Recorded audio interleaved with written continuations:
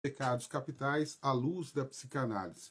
Estamos hoje com a nossa última live da série sobre o pecado da preguiça. Hoje com o psicólogo Marcos Moreira. Daqui a pouco ele deve estar chegando por aqui. Sejam bem-vindos e bem-vindas para acompanhar essa live nesta noite, ok? Um abraço aí para o meu irmão Marcos, que acabou de acenar, de entrar aí. A Fátima, Vilma. Deixa eu receber vocês aqui, né? Carmen, bem-vinda. Bom, deixa eu convidar o Marcos para entrar aqui. O Marquinho, tá, Marcos Aurélio. Gilberto, Tieco, que bom você tá acompanhando. Hamilton, amigão aí, tanto meu amigo como do Marcos. E aí, Marquinhos, E tudo bem? aí, tudo bom? Tudo certo? Preparado aí para a última live da série, hein? Ô, vamos Quando a lá, gente né? estava planejando, né? Lá atrás já estamos aí finalizando. Então, né? Pena que a gente não vai trabalhar o último capítulo, hein? É interessante também, né? Tava olhando lá o confessionário e a clínica, né? A análise, muito interessante. É bem interessante. Eu achei muito, nem comentei com você, mas vale a pena mais para frente, né? Obviamente, um encontro, porque ali ele fala a questão dos textos de Freud que tratam da questão da religião, né? Tote tabu, futuro de uma ilusão, né? Eu acho que valeria a pena pensar falar o que pensa Freud a respeito da religião, como se constrói esse apego, essa busca de amparo em Deus. Acho que vale a pena um dia a gente. Mas tranquilo, Ah, tranquilo. ó, a Elisa acabou de entrar aí, ó. Boa noite, Elisa. Estou falando com o Marquinho aqui, falando do Marquinho, né? Muito próximo, que a gente precisa pensar no último capítulo. A gente pode planejar isso, né? Tanto com a Elisa, né? E Uhum. com quem participou, de bolar um com todo mundo aí para falar do último capítulo. É uma boa ideia. Mais para frente a gente vai decidir. Quem entrou aqui também foi a Maria. Deixa eu ver quem entrou. Ah, da Maria da Conceição. Também está com a gente aí. Enfim, a Uhum. galera está chegando aí. Eu vou passar para você já poder, para quem está te vendo, caminhar.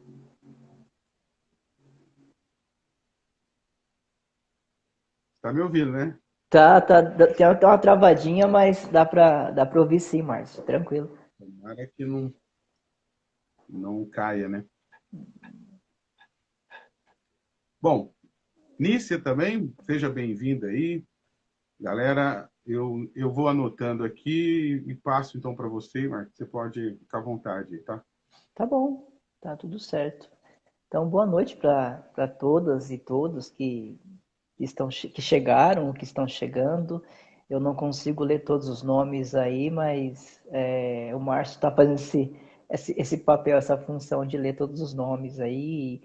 E como eu falei para o Márcio hoje, todas as vezes eu trabalho a live com aquele costume de dar aula, de sintetizar, de discursar. E eu falei, Márcio, queria tentar, eu quero tentar, ou pelo menos eu vou tentar fazer algo um pouco menos denso, né? Mas se alguma coisa sair dos trilhos é porque de fato é um condicionamento muito forte. Bom, hoje a gente vai falar sobre preguiça, né? Nesse dia de hoje está bem um dia bem preguiçoso, né? Um dia para ficar em casa, debaixo das cobertas, né? Muito de fazer muito esforço não. Mas eu quero retomar um pouquinho, né? Daquilo que a gente conversou. Eu não vou tratar todos os temas, porque os temas foram tratados de maneira brilhante. Não faz sentido nenhum falar sobre, né? Eu trabalhei vaidade, eu trabalhei a ira e hoje trabalhando com vocês a preguiça, mas tivemos a questão da luxúria, a questão da avareza, né? Enfim, a gula, né, que foi trabalhada também, a vaidade, ou seja, todos os 7 pecados capitais. Bom, eu acho que uma das primeiras coisas que eu queria falar hoje é que quando a gente pensou nessa série de lives, um dos objetivos foi apresentar àqueles que nos acompanham um pouco da psicanálise, né? O olhar da psicanálise, né? A psicanálise é uma maneira diferente ou um jeito próprio, muito peculiar de ver o mundo, de enxergar a realidade. Nós falamos que Freud, não que foi Freud que inventou o inconsciente, ou foi ele que falou pela primeira vez do inconsciente. Você tem outros filósofos falando sobre isso. Mas Freud foi o primeiro a entender ou colocar de maneira sistematizada o inconsciente, o seu funcionamento, como ele influencia as nossas escolhas, nossas ações, nossos comportamentos. Então, a psicanálise, ela nos ajuda a ver o mundo a partir de uma perspectiva do inconsciente. A gente falou, né, que Freud dizia que nós não somos senhores da própria casa. Por muito tempo a gente achou que a gente pensa, a gente age e eu tenho consciência do que estou fazendo. E aí Freud foi falar o seguinte: olha, me parece que existe um inconsciente aí. E que esse inconsciente, ele influencia demasiadamente as nossas emoções, nossos sentimentos e nossas ações. Ou seja, existe uma outra realidade em nós que influencia o nosso comportamento. Então a psicanálise começa então a investigar como esse inconsciente age, como ele se manifesta, né? E isso foi o objetivo dessa live. Porque ninguém está aqui para esgotar o assunto da psicanálise, mas era para trazer, de algum modo, esse saber que para muitos, né, alguns já conhecem, alguns já conheciam, mas muitos desconheciam o que era a psicanálise. E a partir desse livro, então, a gente tentou trabalhar isso. Para a gente que está falando dos 7 pecados capitais à luz da psicanálise, uma coisa tem que ficar muito presente, né? Acho que esse sendo o último encontro, o penúltimo encontro, é assim. A Igreja Católica, né, sobretudo, né, nossa raiz é católica, mas assim, nós temos um catecismo, né, quem é católico sabe que existe um catecismo da Igreja Católica, e esse catecismo é dividido em 4 partes. A primeira parte fala sobre a profissão de fé, depois a segunda parte fala da liturgia da igreja, uma terceira parte fala sobre a moral da Igreja Católica e a quarta parte fala sobre a vida de oração. Nessa terceira parte, que fala sobre a moral cristã, sobre a ética cristã, existem alguns pontos, não me lembro agora exatamente o parágrafo, mas que diz assim, que fatores psíquicos ou sociais podem diminuir ou até anular a culpabilidade de um ato. Colocando em miúdos, não é? A igreja fala o seguinte, olha, existem certos fatores condicionantes, existem algumas coisas que estão ligadas a um abalo psíquico, a um sofrimento psíquico, ou uma questão de pressão social, que mesmo o ser humano agindo e aquilo sendo visto como pecado, mas se ele sofrer uma influência psíquica ou social, ele não é responsabilizado por aquele pecado, ou seja, aquele pecado não existe, ele não é responsável. Bom, se a gente pensar desse modo, os 7 pecados capitais, como nós trabalhamos aqui, né, e várias provocações foram feitas, se a gente pensar, por exemplo, que pecado da vaidade, da luxúria, todos os pecados nós comentamos. Aí você fala que é pecado, para que a gente fale, olha, alguma coisa é pecado, você precisa ter o uso da razão e da liberdade. Se você tem o uso da razão e da liberdade, e se você, então, conscientemente fez algo, aquilo para a Igreja Católica é considerado um pecado. Mas pensando a partir da psicanálise, a gente vai entender que muitas coisas que nós fazemos não é consciente. Que muitos nossos atos que são taxados como pecados, que são classificados como pecado, que nós cometemos, nós muitas vezes nem sabemos o porquê nós cometemos. A gente muitas vezes sabe que não é legal, recebeu uma doutrinação dizendo aquilo não é legal, isso não é certo, isso é errado, mas na hora que vê você está fazendo. E está fazendo por quê? Você tem consciência disso? Eu até tenho consciência, mas eu não tenho força sobre isso. Aí entra a questão da psicanálise, para entender que existe um outro que habita em nós e que nós não temos consciência, que é o inconsciente. Isso não significa que devemos atribuir tudo ao inconsciente. Então, tudo que acontece, eu vou me isentar porque é do inconsciente. Não. O Jorge Forbes ele fala muito a respeito da nossa responsabilidade também a respeito do inconsciente. Porque senão tudo que nós fizermos e que não for moralmente correto, eticamente correto, a gente pode falar, não, mas eu fiz isso, é o meu inconsciente. Não. A psicanálise fala o seguinte, ó, se tem um inconsciente, você precisa conhecer e ser responsável também por ele. De algum modo, se responsabilizar pela ação do inconsciente que em você habita. Né? Então, quando a gente fala dos 7 pecados capitais à luz da psicanálise, o objetivo era, sim, mostrar que existe o inconsciente e que muitas vezes aquilo que nós carregamos e até nos punimos, dizendo é pecado, é um movimento, é uma ação que muitas vezes é influenciado pelo inconsciente. É ali, não digo determinado, mas sim, influenciado pelo inconsciente. Então, assim, acho que foi um pouco da ideia, a ideia principal foi essa, né? Pensar a psicanálise, pensar os pecados capitais, né? E hoje seria, então, o último, chamados pecados capitais, né? Eu fiz algumas anotações aqui, porque nós vamos falar sobre preguiça, né? Que é um dos 7 pecados capitais. Só que nós vamos olhar e analisar hoje, observar que muitas vezes aquilo que é chamado preguiça, ou aquilo que nós vemos em alguns, ou talvez em nós mesmos, e falamos, nossa, estou tão preguiçoso, ou a pessoa é tão preguiçosa, a pessoa não quer saber de nada, não tem vontade de nada, não tem interesse por nada, e começamos a classificar essa pessoa como sendo uma pessoa vagabunda, uma pessoa preguiçosa.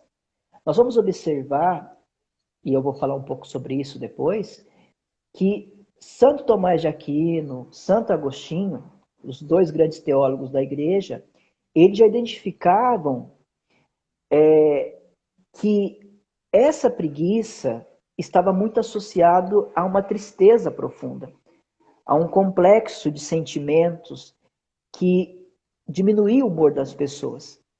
Eu estou colocando isso porque, assim, muitas vezes aquilo que nós chamamos e denominamos de preguiça pode ser um sinal de depressão, ou pode ser, talvez, assim, um transtorno depressivo presente em algumas pessoas. Então, o objetivo hoje é falar um pouco disso. Falar sobre a preguiça, como ela foi entendida, mas também pensar isso numa outra perspectiva, que é o nosso objetivo. Tentar sempre colocar as coisas numa outra perspectiva. Não significa que colocando numa outra perspectiva, é só essa perspectiva que é a correta. O objetivo é ampliar a nossa compreensão do fato. É olhar para a realidade e ter parâmetros outros para analisar essa realidade. Sair de uma visão reducionista, né? Ah, pecado é isso e pronto. Não, pecado é isso, mas também pode ser isso. Né? Preguiça é isso, mas também pode ser isso. Eu acho que nós temos que, como estudantes, como pesquisadores, como aqueles que gostam de se aprofundar, a gente não pode fechar o nosso raciocínio, nosso pensamento em apenas um ponto de vista. Né? Todo ponto de vista é a vista a partir de um ponto. Então, assim, eu posso ter o meu ponto de vista, agora não significa que esse ponto de vista é único. Por isso que é importante ouvir outros pontos, né? Por exemplo, nós estudamos o pecado a partir do ponto de vista da igreja, da teologia, mas por que não estudar o pecado do ponto de vista da psicanálise? Né? Esse, então, seria o nosso objetivo. Bom, alguma pergunta, Márcio? Quer receber mais alguém aí que está chegando? Então, entrou uma galera boa aqui agora, né? A Cidália, né? Boa noite. Estou pegando pelo computador, tá, gente? Vou combinar com você, vou deixar só você na tela, eu dou conta aqui e fica você, para não ficar, né, perdendo o contato visual, fica um pouco complicado, tá bom? Vamos combinar Tá assim, a bom. hora que você voltar com a fala.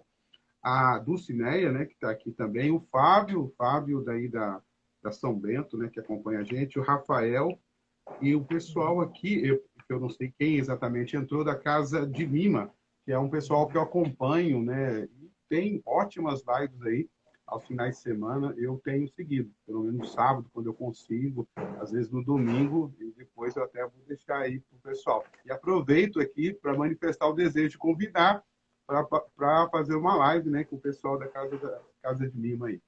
Tá bom? Eu devolvo para você. Boa noite, Patrícia. Patrícia também entrou aí. Não sei se você chegou a dar aula para ela lá na faculdade. Acho que é da turma anterior. Então, boa noite, bom dia, boa tarde para quem for assistir a gravação depois. Aproveitar, Marcos, para não esquecer mesmo, né? Falar para o pessoal que divulgar, né? Divulgar a gravação do Instagram, mas também o canal no YouTube. Eu vou colocar o link lá agora aqui, né? Agora estou aprendendo a mexer com isso aqui um pouco. Eu não tenho toda, digamos assim, a logística do pessoal da Casa de Lima, mas eu estou começando a aprender aqui.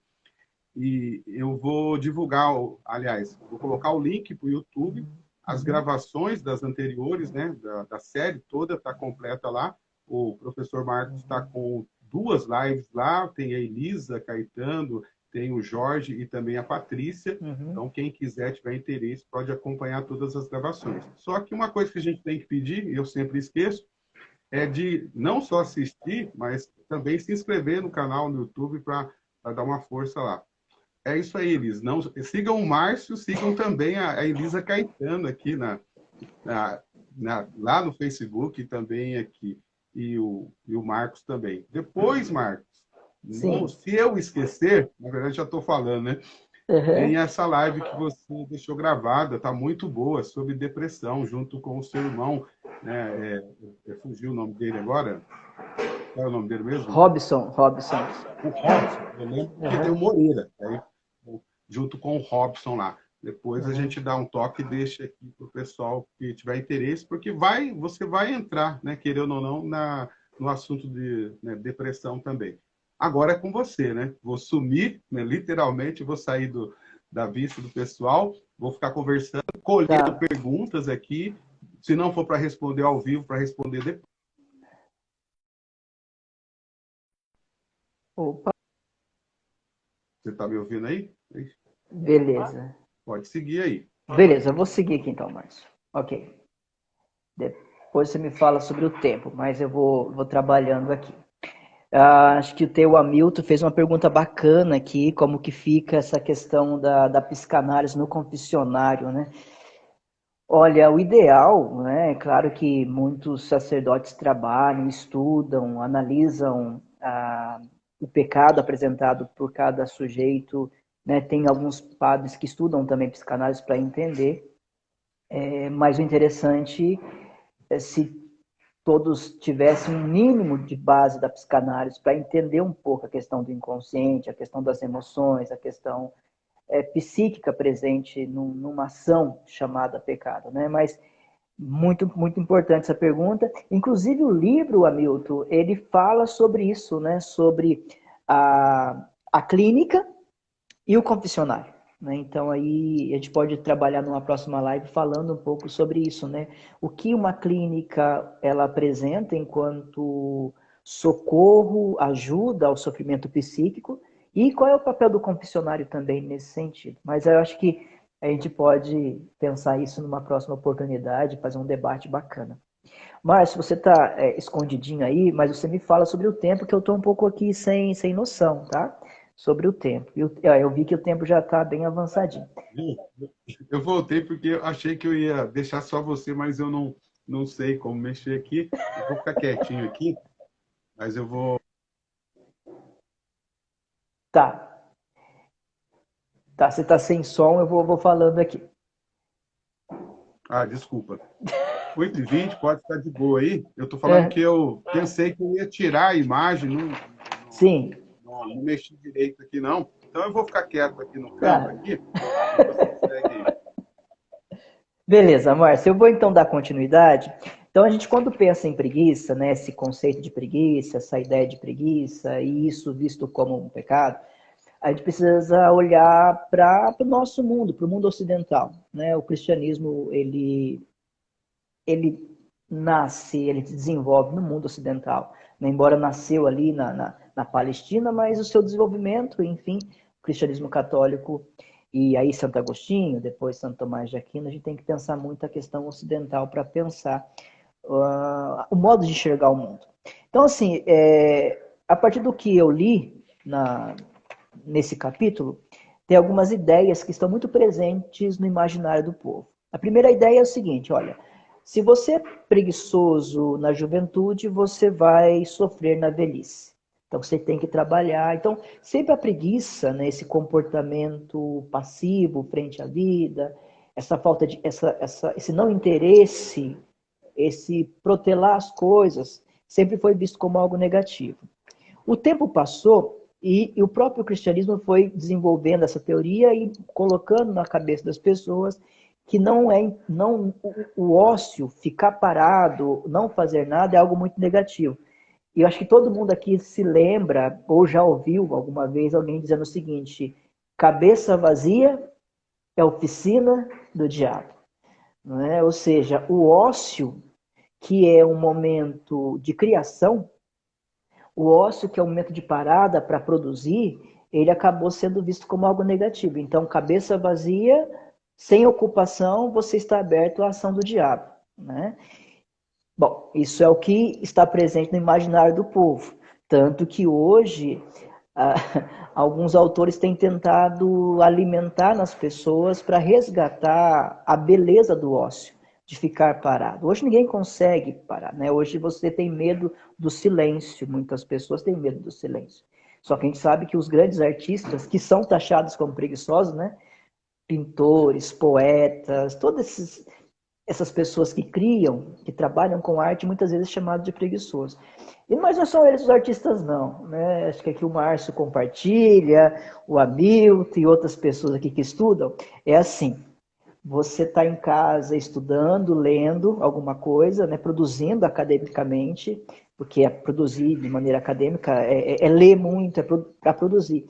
E as pessoas que não fazem parte do mundo acadêmico, que não sabem o quanto a leitura é algo que demanda muita energia e que precisa de concentração, algumas pessoas chegam e falam assim, já que você não está fazendo nada, já que você não está fazendo nada, você não pode fazer tal coisa, como se a leitura, a produção, né, de um conteúdo, a parte de leitura, fosse não fazer nada. Mas é claro, nós estamos numa sociedade que fazer está muito ligado a construir objetivamente as coisas, né, e acaba que tendo essa ideia.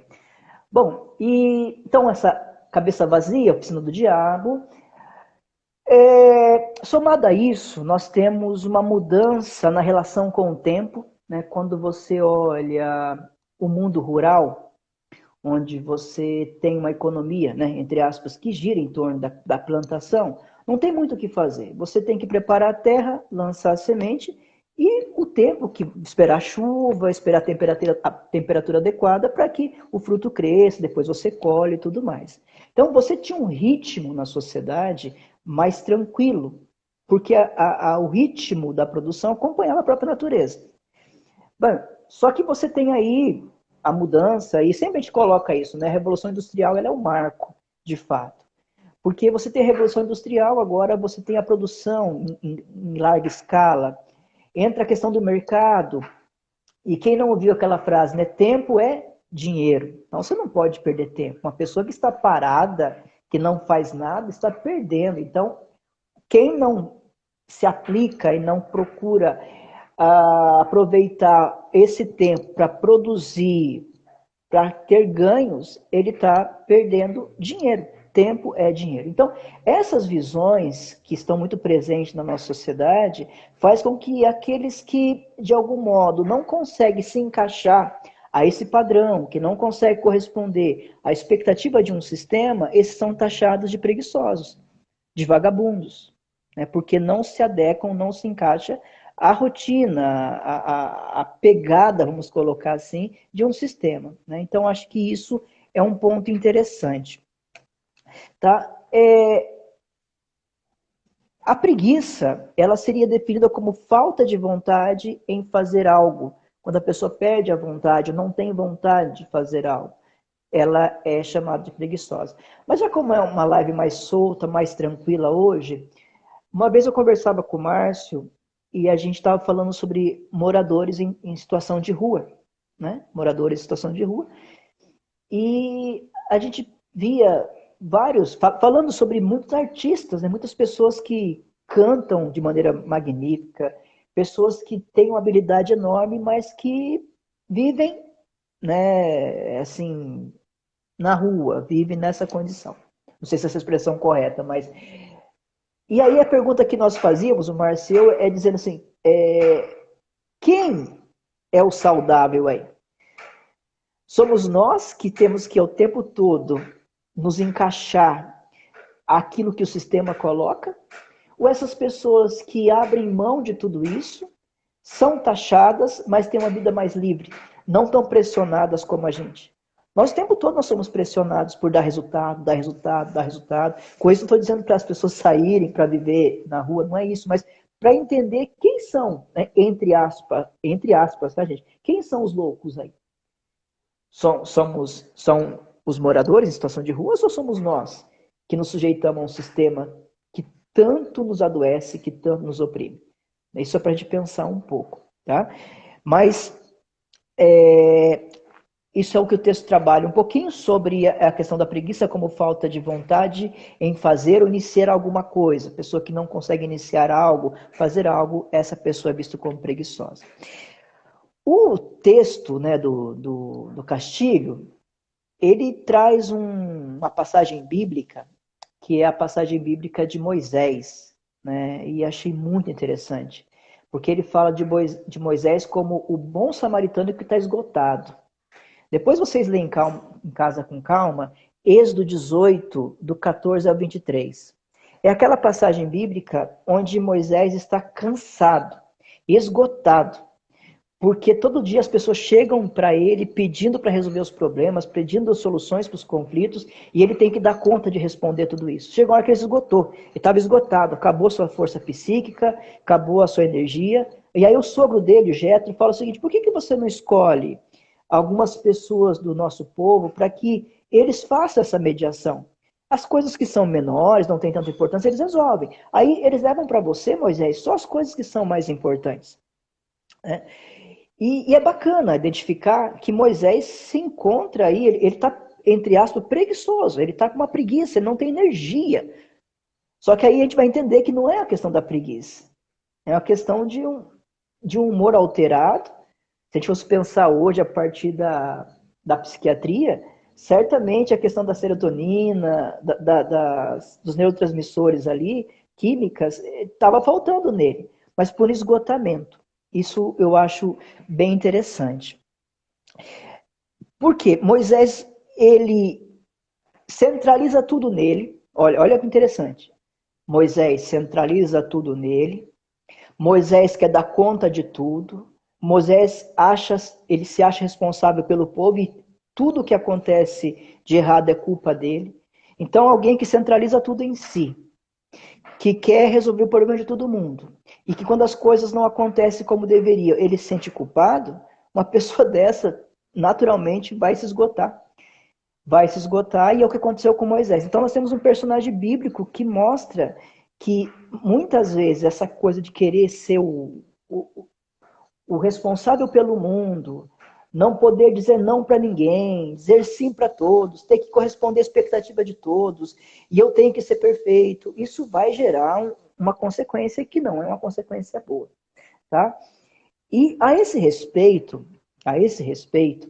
acompanhando um pouco o que o livro fala, ele comenta da síndrome de burnout. Né? Hoje nós temos uma síndrome, hoje não, já por muito tempo, mas hoje se fala muito dessa síndrome, que é a síndrome de burnout. Que síndrome é essa?